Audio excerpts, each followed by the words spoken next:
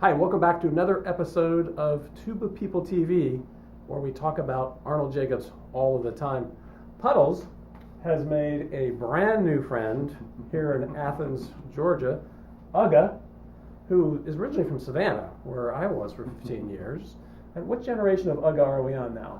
I think we're on Uga 8, Uga 8, all right. This is Dave Zerkel. Dave is a professor of tuba and euphonium here at University of Georgia in Athens, Georgia, and it's great to see you. Great to see you too. Yeah, Dave. Dave studied with Ed Livingston, the great Ed Livingston at Illinois State University, home of the Redbirds, and studies with Dave Bergagna, Dave Fedderly, and along the way you had a lesson with Arnold Jacobs. I'm wondering what brought you to him, and what do you remember? Well, I'll tell you a little bit of the backstory. When I was a child of the 80s when I was going through college, and so every recording that we listened to, the first go-to was CSO and Schulte. Right. And so that was kind of, my peers at Peabody were all listening to the same thing, and that kind of got to be the sound of brass playing that inspired my colleagues and myself as we were going. And it bothered Bergagna a little bit, that I saw that as the model. And I always tell the funny story. After my senior recital, we had the post-mortem lesson after the recital. He goes, I've been up and down about your recital all week. He said, it was well attended. I thought the music, you had played a nice program. I thought you played very musically. He said, there's just one thing that's eating at me. And I said, oh no, what is it? What is it? And he said, I just don't like the way you sound with the tuba. I'm like, oh, is that all? He said, it's a little too Chicago for my taste. Okay. And I thought, well, I didn't say this to him, but I thought internally, thank you. Right. And so we went on, but that was kind of like I love studying with Dave Bergagna, but that was kind of my lasting memory, was saying I like everything about your playing except for the way that you sound. And for me, your sound is who you are as a player. Right. It's your DNA, it's your thumbprint, your identity. So anyway, I finished at Peabody, and the time came to look for graduate schools, and there was a TA position open at Illinois State University. And I didn't know much about Illinois State University other than I knew that Rex Martin, who at the time was doing a ton of playing in the CSO, right. Had graduated from Illinois State fairly recently. Yeah. And so I said, well, if it's good enough for Rex Martin, it's good enough for me. So I auditioned at Illinois State and was accepted for a grad assistantship with a tape of my recital. When I went to Normal, Illinois, I had never seen Normal, Illinois. I had never been there, but I had a lovely chat with Ed Livingston on the phone. He was one of, and I think Rex would say the same thing. He was a real mentor to me in ways that didn't have anything to do with music or the tuba. He was just a generous man, and would do anything to help you. Very beloved. Yes, to be sure. So the time came. I'd been at ISU for about a semester, and Ed said, "Zerk," he said, I don't know how much more I can do for you. He said, "I think it's time to call Mr. Jacobs." And I said, "Oh, Ed," I said, "I don't have any money to study with Jacobs." And he said, "Don't worry about it. I'll put you on a train. I'll pay for your lesson. I'll give you some money for a deep dish pizza." He said, "Do you have anyone you can stay with up there?" And I said, "Yeah." So I stayed with Steve Proser, who I went to Peabody with, and was studying at Northwestern at the time. And so he put me on a train. He said, "You can pay me back when you get a gig." So he set up a lesson with Mr. Jacobs, and off I went. And I was nervous about it. I had known that he was kind of a brilliant teacher, and I didn't have any idea what he would think about my playing. As I was going into the lesson, I was in the Fine Arts building, and I think Richard Frazier was just leaving the lesson. I think as I was getting ready to go in, and he said, "You know him?" in his mellifluous tones. And I said, "No." He said, "He's a very fine player, very fine player." So I went. Livingston told me, he said, "Just take something simple." So I took Coprash 14 was what I took up for the lesson. And I was very worried about what he was going to think, because I thought, well, my low register isn't what it needs to be, my articulation isn't what it needs to be, but at least I'm happy with the way that I sound on the instrument. I was playing an Alexander, and that was a really nice sound on the horn. And so I get done playing my Coprash 14, and Mr. Jacobs goes, well, you're a very fine player, but you don't have a very good sound. And I went, oh no, that was the only thing that I thought that I had going for me. Oh, no. And so I didn't take it too personally. I was like, went in in a really accepting mode, ready to take anything he was going to give to me. And then we worked on the idea of sound projection, and we worked on the idea of the beach ball at the top of the bell, and the idea of blowing through. And he hooked me up he tested me for capacity, and I relatively small capacity. He said, but that doesn't mean that you can't function very well as a player. So we worked on blowing all the way through the instrument and keeping the air as simple as you could, and everything blossomed with my playing. I mean, it sounds so cliche. I had one lesson with Arnold Jacobs, and it changed my life. That sounds a little bit like a brass nerd cliche, but it was true. I mean, he totally revolutionized the way that I thought about putting air into the instrument. Mm-hmm. And then subsequently, after I had left Illinois State, I won a job in the Army band, the Army field band, and then the Army band, and I would take lessons regularly with Dave Fedderly, who is, a Jake protege and knows the teaching frontwards and backwards. His lessons were reinforcing the same thing. The thing about my lessons with Dave was he would tell me the things I need to do, and my lessons would be every 2 weeks. And we had kind of a period of probably 7 or 8 lessons where he was telling me exactly the same thing. And I would sit in his driveway at the end of the lessons and go, am I stupid? Why can't I get this? What don't I understand?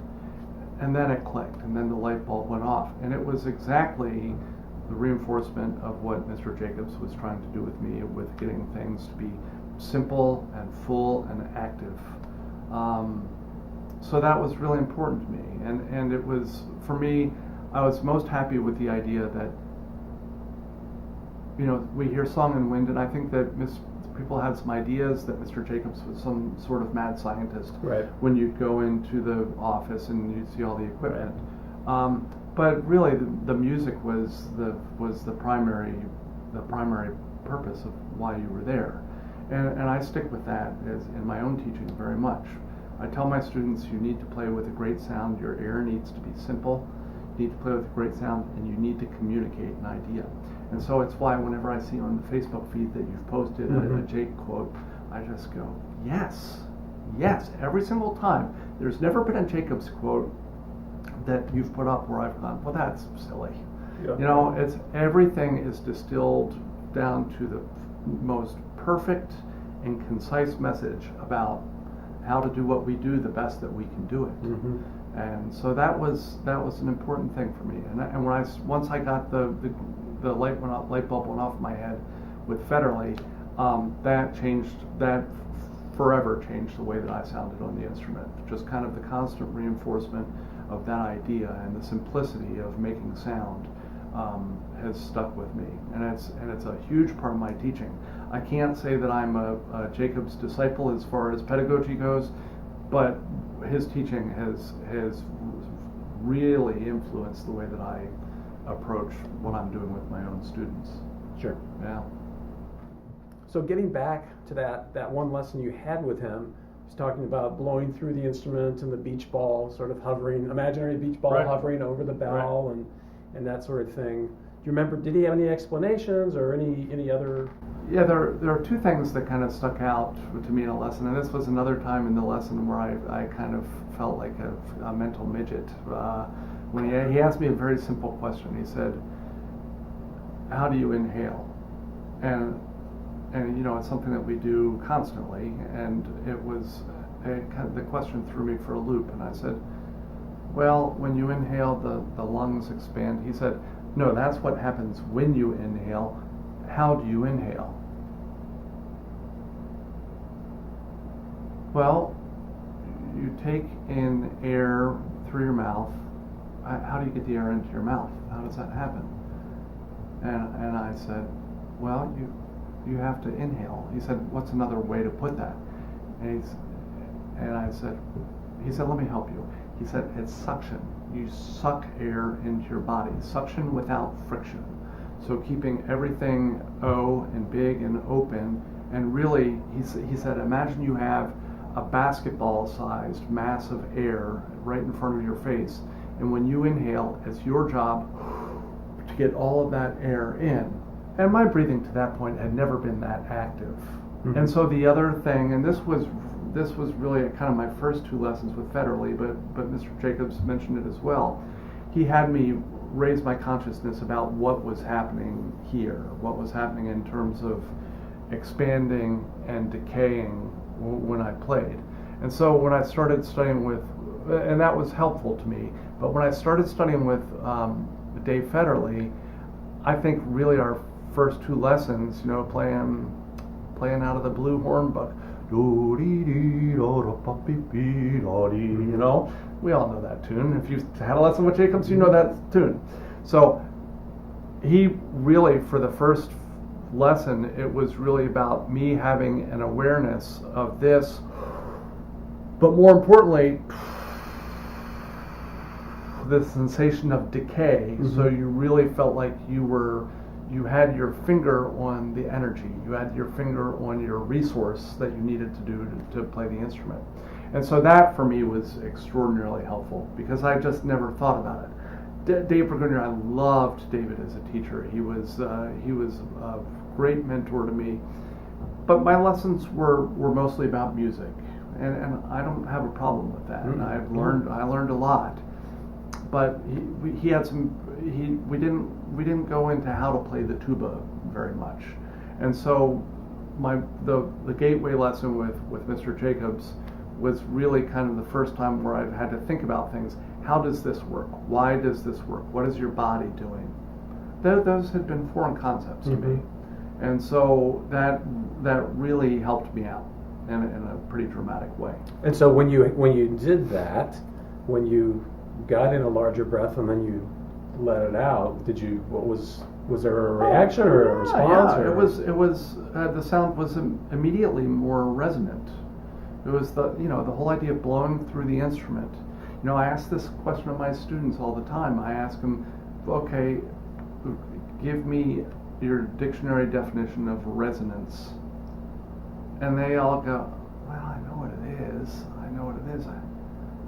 It's when the room rings. And it's like, no, get more into it. Get more into the weeds with it. What is resonance? And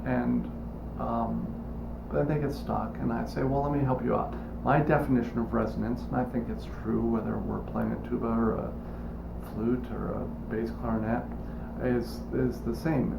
Resonance is an abundance of vibration. Mm. And that's the same whether it's an instrument or whether it's the guy's subwoofer in the trunk at the red light that's making everything vibrate. And it's an abundance of vibration. Sound is vibration. Resonance is an abundance of vibration. And how do we create an abundance of vibration? By using an abundance of energy, which is our air. And so for me, that has informed my approach to making a sound on the instrument since then. Always striving. That's the goal of any wind instrument, is to make a resonant sound. Yeah. Yeah. And so that's step one.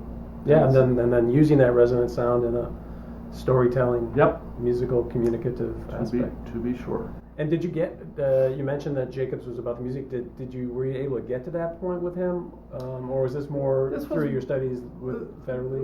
More with Fedderly, and I have to admit that when I went into take with Dave, I knew that it was going to be a lot like Mr. Jacobs' teaching, but I think with Dave, because I studied with him for an extended period of time, I was. He'll laugh at this if he sees this, but I was pleasantly surprised that it was mostly about music. Yeah. That it was mostly about music. I think sometimes as players we get wrapped up in the process of what we're doing, and we're not thinking about the product. And so that brings me back to one of my favorite things about what Mr. Jacobs' teaching is the idea of we learn how to play the instrument through literature. Yes. Because I don't want to learn how to play the instrument by doing exercises. Right. We didn't sign up to play the instrument because someday we wanted to play really cool exercises. We signed up to play the instrument because someday we wanted to make great music. We wanted to play beautiful songs. Right. And so that's basically the way that I approach my teaching with my students. We do a lot of repertoire. We do a lot of etudes. I'm a big fan of flipping over etudes every week. And it's like, I'm going to teach you how to play your instrument while we're learning how to play music. Right. I'm not going to teach you how to play your instrument and then later teach you how to play music. I think music comes first. Yeah, I mean, Jacobs, I heard him more than once say, certainly in my own lessons and master classes and such, that as you learn the music, you learn the instrument. Absolutely. And the reverse is not always true. That is true. So if your focus on is learning the instrument, you may or may not become a good musician. There are a lot of great tuba players out there. Right. So Yeah. very valuable, I think. Yeah. Well, so I was probably about 11 years ago. I got myself into a bit of trouble. I was on the 10-year treadmill at University of Oregon and had gotten away from basic principles, and I was booked to play the Vaughan Williams Tuba Concerto at the Brevard Music Center, and about a month out, it wasn't looking good.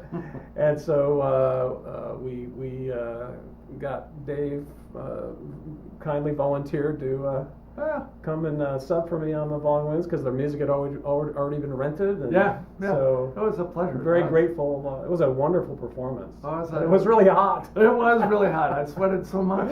It was so hot that night. But it was great being there, and it was that was my first time I had been to Brevard, and I remember the trip really well. But here's what I enjoyed playing the Vaughan Williams with the orchestra, but here's what I'll remember the most.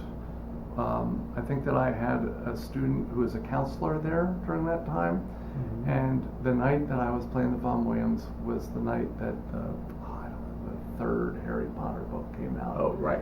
And so my wife came up with me on the trip, and Heather, one of my students who was there, was a counselor, and she went into the nearest town at midnight when you could get the book. Yeah.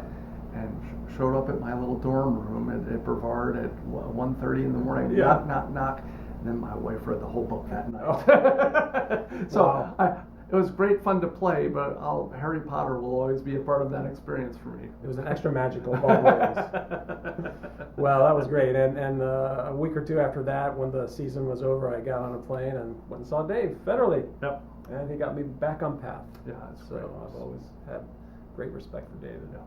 So, well, thank you so much for being my willing to pleasure. share this. I can't tell you how many times I've heard people say I had one lesson with him and it really deeply impacted the direction of my musicianship, artistry, and so I really appreciate you. Wow, it's my pleasure. I'm glad you could be in Athens. Me too. Yeah. Yeah. So the audience doesn't know this, but we now have this really great Tuba People TV, All Things Arnold Jacobs pen. Whoa! I'd love for you to have that. Thank you very much. And then also, Puddles wanted me to make sure and present you with this glass, this Tuba People TV glass. Very cool. I know you'll put it to good use.